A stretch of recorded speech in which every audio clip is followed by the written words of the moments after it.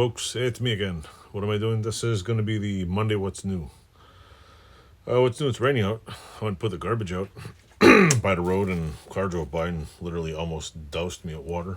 That was fun. I walked into that one though. So what else? Got some new Honda parts. There eventually the Honda part videos will end, and we'll get back to our originally scheduled chaos. I don't know what's going on with the building move, so we'll just wipe that off the menu for now. In a few minutes, I'm going to be taking that engine out, hopefully. I got a video. I'm going to make some boxes because I'm boxing up 1, 2, possibly 3 engines. So I can put them in storage, get them out of the way. I think I already told you in the last one. The good news is as soon as I get that engine out of here, that thing is going to be, well, I actually have to double check and make sure all the bolts are all off it. There's no stuck bolts, and it's going to get sandblasted. And I got a few other parts that I have to dig through, like mostly a front rack, a headlight lamp, and some other things that are going to get, that'll probably get sandblasted and painted, the frame.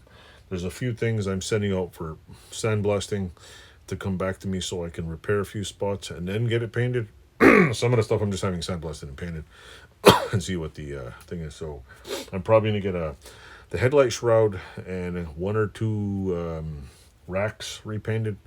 I might attempt to fix. I might take one apart and see. I might cut it up and bend it and put it back together and weld it with a rod inside, because like why not? Or my other option is I'm going to take one of the old front forks, because I know the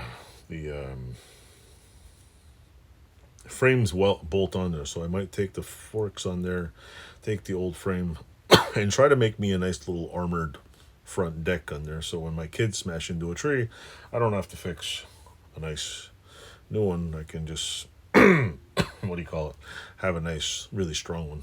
But that's in the future. But I got at least 2 front frames, 2 headlight racks.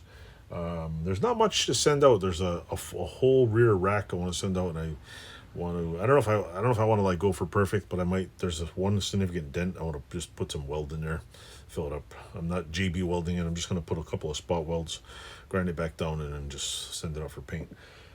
So with that said, it's getting exciting, because now once this is out of the way, I can start putting the bike back together and get back to other videos. I have all the bolts that are available for the front end.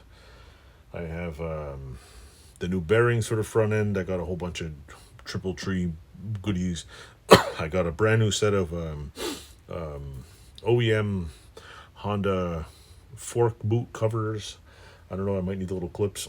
I might order another set of fork boot covers, because at the same time I might do the other bike. And I got a few other videos of me actually fixing something this time, which is good. So I'm excited. I also might have another bike for donor parts for an 86. So like I said, this one I'm probably going to just put it back together, get it as a roller, and just send it out of here, because I don't need it. The one I want back there is registered. No, it's not registered. I'm also planning on, once I get another triple tree painted, I learned a little things in this one. I'm painting one, and I forgot to take when they sandblast it, they put a roll of tape on. I guess they can hold it and put it on there. Well, I forgot to take it off, clean it, and then put a new set of tape back on, because that one, when you turn it this way to hold it, there's still sandblasting sand, so it gets caught in the paint, so I gotta sand it.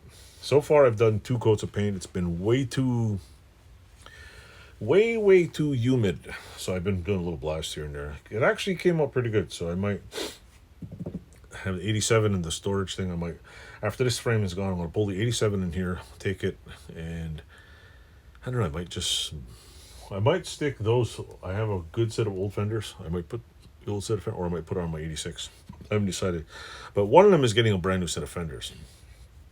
I'm thinking the unregistered 86 shit needs a new set of fenders. The other thing I got to do with the 86, I got to take the forks off, because some dingle splat welded the front rack on. So I got to detach the front rack, clean up the rack, send it out, get painted, and just put it back. So I might, on that bike, I'm going to try to do as little as possible, because it's in pretty good shape. The tank's in good shape. Carburetor's in good shape. The top head, I don't know, it's a little bit whacked. The front end looks okay. I don't know. It needs handbrakes. So I'm going to take one of the handbrakes from the other one, put it on there, and then probably buy a new set of handbrakes. I just want to see if I can get it running. So I ordered a battery, and it's getting exciting for me because I'll actually get to see something done. Anyway, with that said, I have a few other projects. I don't know what's going on. I'm gonna probably take some more stuff out of here, put it in storage anyway. I'm looking in the future to build my own garage and our own yard. Once I put the pins in our yard and whatever. Once our house is a little bit settled and we start moving in, then I'm gonna go just pour a slab and just build 4 walls on a roof. And pretty much do the same thing with this garage. I did 4 walls on a roof. I bought insulation every week, insulated it, and just sealed it up, and had a freezing cold garage with no heat. And the only problem I have over there is electrical, because I don't know where. If I put the building behind the house, I don't know if I can afford an underground cable. I don't know if I can even afford a hydro pole to get it back there. So, but it would be nice to have a garage that's 40 feet away from the house, not a mile away from the house. Even though we move over there, it'll be only a couple hundred feet, so it doesn't really matter.